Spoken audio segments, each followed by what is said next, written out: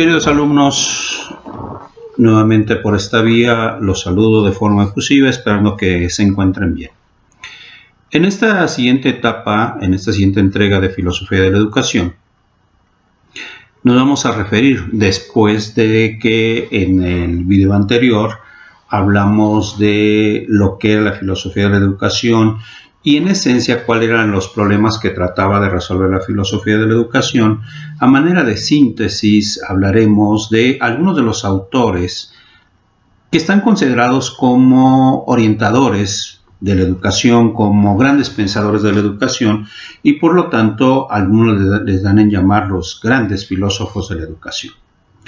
A partir exactamente de nuestra línea en cuestiones de que nos estamos preparando para ser licenciados, habilitarnos en la educación para la educación preescolar y la educación primaria. Entonces vamos a hablar de algunos autores en específico que también nosotros ya hemos en algún momento determinado hablado de ellos. Me voy a referir al primero de ellos por cuestión cronológica y es Juan Amos Comenius. Juan Amos Comenius, exactamente, ante todo fue un humanista, un pedagogo humanista, en el cual reconoce que y defendía que la importancia del poder de la educación era para mejorar el hombre y a la sociedad. Y él establecía que la educación debería ser universal, debería ser amena, debería tener orden y además poder, todos los que nos dedicamos a la educación, poder tener un método. Para Comenius, el alumno debe ser el centro de atención y que para enseñar se debe contar con una disposición referente a tres cosas. Tres elementos establecía Comenius. 1, el tiempo. 2, el objeto. 3, el método. Otro de los aportes de las ideas educativas de Comenius exactamente los fundamenta en tres conceptos fundamentales: el comprender, el retener y el practicar. Por lo tanto, Comenius de inicio establece una serie de textos ilustrativos con figuras de animales y acciones clasificadas de fácil a difícil, haciendo que el niño pudiera entender con mayor facilidad cuáles son las cosas que en un momento se le presentan o los objetos que se le presentan. Comenius va a ser el primero, estamos hablando de hace 500 años, que presentó una metodología de la educación basada en la unión de la pedagogía con la didáctica. En algún momento determinado nosotros hicimos la relación o la diferencia entre pedagogía y la didáctica. Recordemos que, y también con la educación, establecíamos esos tres elementos. Espero que lo recuerden, que en este tiempo de confinamiento no se nos haya olvidado algunos conceptos básicos, pero hablábamos exactamente de que la diferenciación tenía que ver con que la pedagogía era la teoría de la educación. La educación era la parte práctica de la educación, de cómo al generar la educación. Entonces, la teoría es la pedagogía, la práctica es la educación y el arte de enseñar es la cuestión de la didáctica. Con base en esto, Piaget exactamente lo que busca es que los niños tengan una progresión de tipo moral e intelectual. Hace 500 años, entonces, Piaget nos establece: es bueno enseñar a los alumnos, pero es mejor, a través del conocimiento, generar esa vivencia en la sociedad que es la moralidad. La parte ética es la parte interna, es la parte individual, y el conjunto de individuos, a través de sus prácticas, de sus correctas prácticas, es lo que conforman la moralidad o la moral. Entonces, para Comenius eso era importante. Juan Amos Comenio es muy conocido por sus contribuciones a las técnicas de enseñanza, en el cual establece principios educativos. Su gran obra se conoce como Didáctica Magna y está dividida en 3 aspectos: la didáctica general, la didáctica especial y la organización general. Esta obra de didáctica magna en la didáctica general nos establece lo siguiente. En la didáctica general se definen los conceptos, los objetivos y los fines de la educación, de la enseñanza.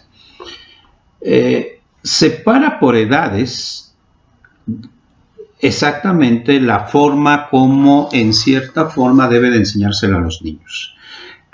Él establece que un niño a cierta edad tiene ciertos conocimientos, ciertas formas de proceder, ciertas formas de pensar y por lo tanto genera exactamente separar por edades.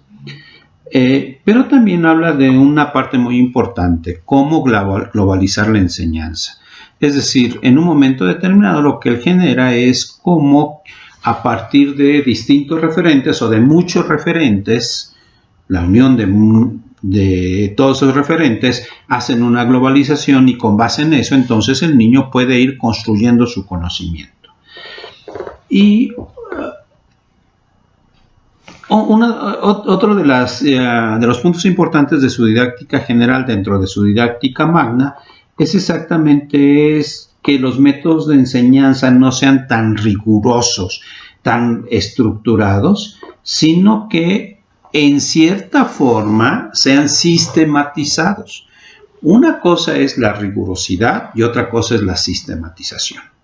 La sistematización, el buen proceso, la forma como nosotros vamos generando las etapas en el aprendizaje, exactamente nos lleva a establecer una relación de causa y efecto. Entonces tiene que generarse una cuestión sistematizada. Él habla de eso en su didáctica general. En su didáctica especial nos habla de que todas las virtudes deben ser enseñadas por medio de hábitos y costumbres que nos lleven a mejorar en los alumnos al ser humano. Es decir, no podemos ver al alumno como una entidad independiente, no. Debemos hablar del alumno como un todo, en el cual los conocimientos exactamente llevan a valorar la prudencia, la templanza, la fortaleza y la justicia. Por cierto, estos 4 elementos, prudencia, templanza, fortaleza y justicia, son los elementos sobre los cuales se fundamenta la ética. Y él nos los establece en la didáctica especial. Es decir, entonces, Comenio nos establece algo que es muy importante. No solamente son datos, a lo cual a veces nosotros los llamamos conocimiento, sino es formar a la persona en todas sus dimensiones, principalmente la cuestión ética, lo que hoy llamamos como enseñar en valores. La parte más importante tiene que ver con la axiología, o sea, cómo practicamos esos valores. ¿Cómo vamos a adquirir esa forma de actuar que es la cuestión ética a partir de esos 4 elementos que Comenio en su didáctica especial nos establece? La prudencia, la templanza, la fortaleza y la justicia. Y la tercera parte de su didáctica magna es lo que se llama como organización general. Comenio reconoce el orden para poder realizar eficazmente el proceso de enseñanza-aprendizaje y una de las cuestiones importantes es que él habla de la gran necesidad de planificar. Esto que nosotros hacemos todavía en la actualidad, Comenio hace aproximadamente 500 años nos lo estableció. Juan Amos Comenio vivió entre 1592 y 1670. Otro de los grandes autores que ya también en algún momento determinado hemos citado y del cual usted en algún momento me buscó su biografía es Juan Jacobo Rousseau. Nació en Suiza, nació en 1712, va a morir en 1778. Y una de las cuestiones importantes es los aportes que estableció la pedagogía. Él establecía o consideraba la educación como el camino idóneo para formar ciudadanos libres y conscientes de sus derechos y deberes en un mundo que se estaba gestando en ese momento. Es decir, esto de que hoy hablamos mucho de nuestros derechos y obligaciones, pues tiene más de 300 años. Y entonces, para Juan Jacobo Rousseau, al fundamentarlos en el punto de vista educativo, él establece que el proceso educativo debe partir del entendimiento de la naturaleza del niño. Que conozcamos sus intereses y sus características importantes. Así debe reconocerse que el niño conoce el mundo exterior de manera natural, haciendo uso de sus sentidos y consecuentemente a veces lo que nosotros hacemos es exactamente darle las respuestas a esos a veces pensamientos erróneos que el niño tiene. Él trataba de hacernos entender a partir de sus principios de que debemos hacer una relación de todo lo que existe con el niño, es decir, el mundo de la realidad con el mundo del niño. Y nos ofrece en su libro llamado Emilio o de la educación algunos postulados que se utilizan para guiar nuestra acción educativa. Primer punto, considerar los intereses y capacidades del niño. 2, estimular en el niño el deseo de aprender. 3, analizar qué y cuándo debe enseñarse al niño en función de sus etapas de desarrollo. 4, la educación debe centrarse en el niño y menos en el adulto. Y se debe permitir que la experiencia sea la muestra precisamente a partir de lo que nosotros conocemos como realidad. Es decir, la experiencia para este autor es punto fundamental. Inclusive él habla que la experiencia es la maestra. Y que en un momento determinado no es una lección verbal la que va a hacer que el niño aprenda, sino que va a ser la experiencia con base en la realidad. Otro de los autores es Juan Enrique Pestalozzi, también nace en Suiza entre 1746 y 1827, y se le considera como el reformador de la pedagogía tradicional de aquella época. Él en un momento determinado se dirigió mucho a que, o enfatizó de que la educación debería ser popular, es decir, que llegara a la mayor cantidad de personas. Él defendía la individualidad del niño y la necesidad de que los maestros fueran preparados para lograr un desarrollo integral del alumno para desarrollar la cuestión del conocimiento. Muchas de sus ideas las toma de Juan Jacobo Rousseau. Pestalozzi estableció una educación elemental que debe partir de la observación, de las experiencias, de los intereses y de las actividades educativas. De no enseñar nada que los niños no pudiesen ver, y consideró que la finalidad principal de la enseñanza no consistía en hacer que el niño adquiera conocimientos y aptitudes, sino en desarrollar las fuerzas de su inteligencia, fortaleciendo la inteligencia, pero también los sentimientos, la moralidad. Entonces, él habla de que si nosotros tomamos todos esos aspectos, estaremos desarrollando lo que se llama la educación integral. Pero una de las cosas importantes que propuso Pestalozzi es que la educación física hace que el alumno se fortalezca y además obtenga una resistencia corporal. Para él es muy importante exactamente establecer que si hablamos de una educación integral, entonces se tiene que desarrollar el conocimiento, la parte corpórea, pero también la parte espiritual. Es muy importante. ¿Cuáles son sus ideas pedagógicas? Bueno, sus ideas pedagógicas establecen primero desde el punto de vista de educación elemental. Uno, poner en práctica el método de enseñanza a partir exactamente del número de niños. Para él es muy importante que haya una cierta cantidad de niños que se ayudan entre ellos mismos a llegar al aprendizaje. Él hablaba de la coeducación. Y a veces pues nosotros preguntaremos qué es de la coeducación. Simplemente la enseñanza para ambos sexos, niños y niñas. Porque en alguna etapa de la cuestión cronológica educativa solamente eran los niños que tenían, los cuales podían tener acceso a la educación en la escuela, las niñas no. O en algún momento determinado, escuelas que separan niños de niñas.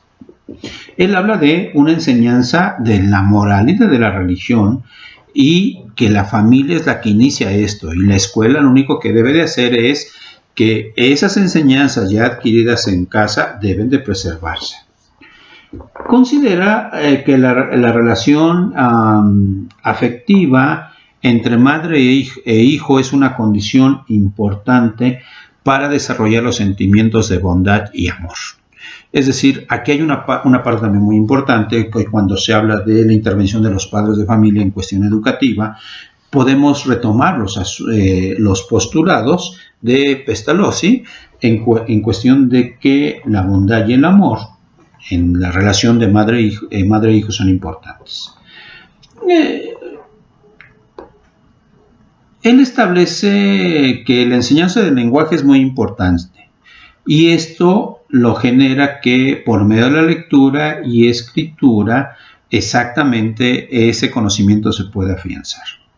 Entonces habla de que en cierta forma, en las primeras etapas del aprendizaje de la lectoescritura, los maestros deben tener claridad en cuestión de cómo llevar el conocimiento hacia los alumnos, e incluso cómo en un momento determinado el sonido de una letra o una palabra debe ser la correcta, para que a partir de esa correcta enunciación y escritura, el niño aprenda correctamente a leer y escribir. Otro autora de la cual vamos a hablar, pues vamos a hablar de María Montessori, que en un momento determinado irrumpió a través de su método en la cuestión educativa. Italiana ella, que nació en 1870, murió en 1952. Es toda una pedagoga, médico ella, estableció elementos o incorporó elementos filosóficos, psicológicos, psiquiátricos a cuestiones humanistas, en el cual exactamente ella establece, y su método sobre el cual fundamenta la educación es basada en el amor, la paciencia y una educación centrada, una educación novedosa centrada en el aprendizaje, pero motivando al niño totalmente. Montessori nos dice y nos establece que hay que incitar al niño a que aprenda en gran medida por sí mismo y al ritmo de sus propios descubrimientos. Basa sus ideas en el respeto hacia el niño y sus capacidades para aprender. El método Montessori va a renovar la enseñanza desarrollando un método que consiste en fomentar la iniciativa y capacidad de respuesta del niño a través de material didáctico. Es decir, una de las cuestiones importantes del método Montessori es una gran cantidad de recursos didácticos, o lo que nosotros llamamos material didáctico.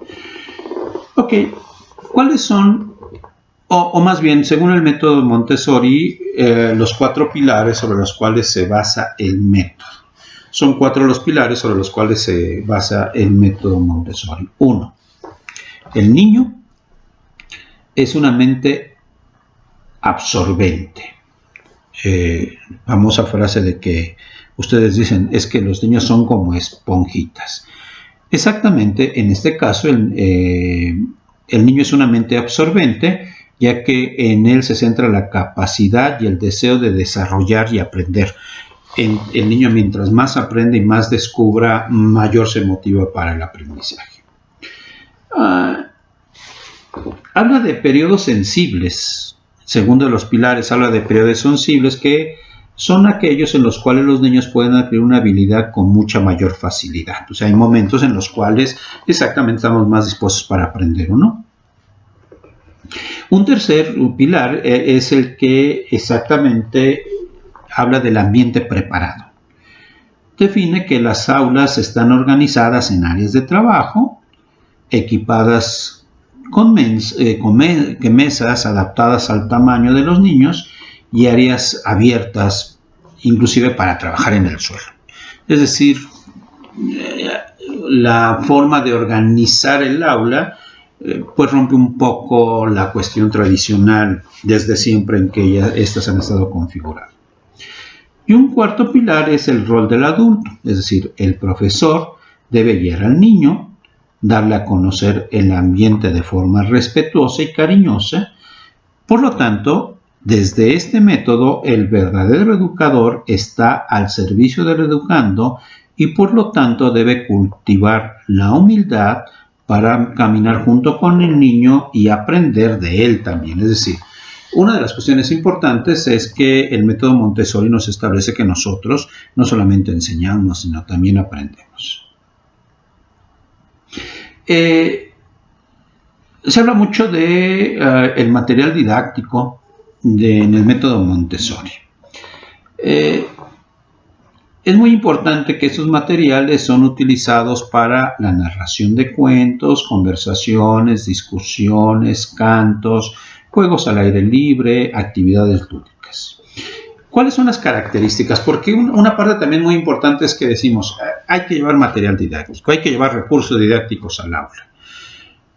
Pero yo creo que una de las cuestiones importantes y basados en el método Montessori debe de tener una serie de características muy determinadas. Es decir, debe de regularse y debe de entenderse la importancia de ese material didáctico. Y Montessori nos establece lo siguiente. Una de las características de los materiales es que deben ser autocorrectivos. Es decir, que el material didáctico que nosotros le llevemos al niño, el mismo alumno sepa a través del material didáctico que nosotros le ofrecemos si lo que está haciendo lo está haciendo bien o no. Si con base en el material didáctico está aprendiendo o no. Si el material didáctico no tiene que ser simple y sencillamente algo que nosotros ofrecemos a los niños como forma diferente o para que sea parte de la clase. No. El material didáctico, exactamente, material didáctico debe tener ese aspecto didáctico de establecer si lo que se está haciendo tiene una finalidad, si realmente lo que el niño está haciendo lo está haciendo bien, es correcto o no. Entonces, un principio del material es la cuestión de autocorrectivo. Otro elemento muy importante a establecer dentro del material Montessori es lo que ella llama material autónomo. Exactamente, a partir de ese material permite que el trabajo del niño sea independiente para que desarrolle sus capacidades tanto intelectuales, sociales, emocionales y críticas. Una pregunta sería, ¿no? ¿Por qué utilizamos una serie de colores para el diseño del material didáctico? Quizá usted nunca se ha hecho esta pregunta, o a lo mejor sí. A veces tiene y pinta su material didáctico. ¿Cuál es la finalidad de los colores? ¿Cuál es el impacto de los colores? ¿En qué forma en un momento determinado llevará a partir, por ejemplo, de esos colores, con base y con las figuras, exactamente a establecer que el alumno, a partir de ese material, empieza a generar una autonomía en cuestión del pensamiento? Y otra de las características del material Montessori es lo que se llama el material analítico. Es decir, abre las diversas sensaciones para proponer el aprendizaje de forma acumulativa. Ese material didáctico, ese material que se utiliza en el aula, debe de fomentar la curiosidad, la libertad y la oportunidad que el niño tiene por aprender. Es decir, el material didáctico, en cierta forma, nos ayuda a conseguir el aprendizaje. Otro de los autores de los cuales usted ha escuchado mucho es Jean Piaget, un hombre muy longevo, nació en 1896, murió en 1980, exactamente, y psicólogo él de profesión, pero que incidió mucho en la psicología infantil, describiendo con detalles y con rigor el proceso madurativo que se tiene en el niño, desde el nacimiento hasta la adolescencia. Y no cabe duda, es uno de los grandes autores que han aportado a la pedagogía actual. Sabemos, ya usted lo sabe, que Piaget se separa en 4 estadios, la forma o las partes psicológicas, psicogenéticas que el niño tiene para aprender. Pero una de las cuestiones importantes exactamente es que en esos 4 estadios habla de cómo la inteligencia se va desarrollando. El estado sensomotor, que va de los 0 a los 2 años, el niño hace uso de sus sentidos que se encuentran en pleno desarrollo. La siguiente etapa, la etapa preoperacional, que va de los 2 a los 7 años. Allí el pensamiento del niño es unidireccional e irreversible. De los 7 a los 12 están las operaciones intelectuales concretas. Ya empieza a haber una relación de los sentimientos morales y sociales. El niño empieza a ser muy cooperativo y entonces también empieza a generar un proceso lógico de pensamiento. Y el estado del pensamiento lógico formal, que va de los 12 a los 17 años, pues habla de la formación de la personalidad y de la inserción afectiva intelectual en la sociedad y el mundo de los adultos. Es muy importante establecer cómo Piaget a través de los estadios nos dice qué es lo que o cómo debemos de proceder. En el caso de nosotros, de la educación básica, bueno, pues aplicarían 3 aspectos o 3 estadios. En el caso concreto, en el preescolar estaría, y parte de primaria, el estadio preoperacional de los 2 a los 7 años, y en la escuela primaria de los 7 a los 12 años, lo que es las operaciones intelectuales concretas o las operaciones concretas. Y el último de los autores de los cuales vamos a hablar en esta etapa es Howard Gardner, nacido en 1943 en Estados Unidos, psicólogo, investigador él, y que en un momento determinado, a través de sus estudios realizados en la Universidad de Harvard, exactamente es conocido en el ámbito científico por sus investigaciones en el análisis de las capacidades cognitivas y es el que fundamenta o el que formula la teoría de las inteligencias múltiples. Para Gardner, la inteligencia establece que es algo innato e inamovible. Todos tenemos, desde que nacemos, ciertas habilidades que nos hacen diferentes, pero que también nos ayudan a correlacionarnos en el trabajo con los demás. Las inteligencias de Gardner en un momento determinado se pueden medir a través de pruebas que dan a conocer el coeficiente intelectual de las personas. Principalmente él se fundamenta de todas sus inteligencias múltiples, se establece o se fundamenta en 2 principalmente, que son las áreas lógico-matemáticas y la área lingüística, la inteligencia lingüística. Nosotros en algún momento determinado, usted ya ha establecido o tiene noticia exactamente de cuáles son las inteligencias múltiples: la naturalista, la interpersonal, la intrapersonal, la lógica matemática, la espacial, la musical, la lingüística y lo que nosotros llamamos la corporal kinestésica. Para Gardner, entonces, la inteligencia es la capacidad de resolver problemas o elaborar productos que sean valiosos en una o más culturas. Es decir, Gardner establece que el desarrollo de las inteligencias múltiples nos va a llevar a la capacidad de realizar problemas o elaborar productos que deban usarse en la cultura en la cual uno vive o en otras culturas, pero que sean valiosos. Destrezas, un segundo punto de las inteligencias múltiples, es que desarrollan destrezas que se pueden desarrollar en una forma determinada. Gardner establece que esas destrezas muchas veces tienden a ser muy genéricas, es decir, que todos las poseemos, pero lo importante es cómo las desarrollamos. Y exactamente Gardner establece que todos nacemos con potencialidades marcadas por la genética, pero que en un momento determinado las vamos a desarrollar dependiendo de nuestro medio ambiente. ¿Cuál es su aporte a la educación de Gardner?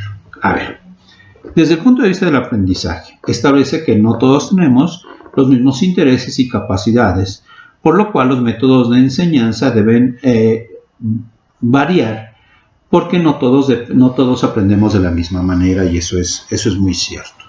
Aquí, con base en esto, pues se establece un poco, no tanto en fundamentado en las inteligencias múltiples, pero de acuerdo a los estudios psicológicos, pues nos han establecido que algunos somos más visuales, otros somos más auditivos, otros somos más kinestésicos. Entonces, Gardner establece que el punto fundamental de la educación es que ésta desarrolle las capacidades, es decir, algunos hablan de habilidades, cómo nosotros podemos entonces poder hacer las cosas y hacerlas bien, cómo obtener resultados con un alto grado de eficiencia. Por lo tanto, Gardner establece que el nuevo rol del profesor deberían ser aspectos muy fundamentales, y son los siguientes. 1. Evaluar intereses y capacidades del educando. Es decir, nosotros debemos tener muy claro, a partir de un diagnóstico y un proceso normal de observación, exactamente evaluar intereses y capacidades del educando. ¿Qué necesidades, qué intereses, qué elementos o qué capacidades exactamente posee? Gardner establece que el maestro debe ser un gestor constante.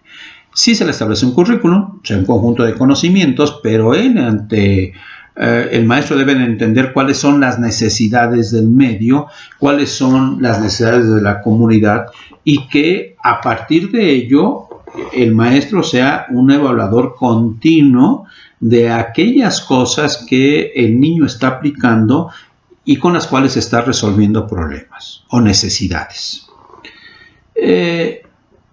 Habla de que el maestro debe ser un coordinador de procesos que regule a todo el grupo, es decir, lo que para Piaget era parte de la zona del desarrollo próximo, que realmente el maestro se asuma como un adulto, pero que gestione, que sea un gestor, un desarrollador de potencialidades.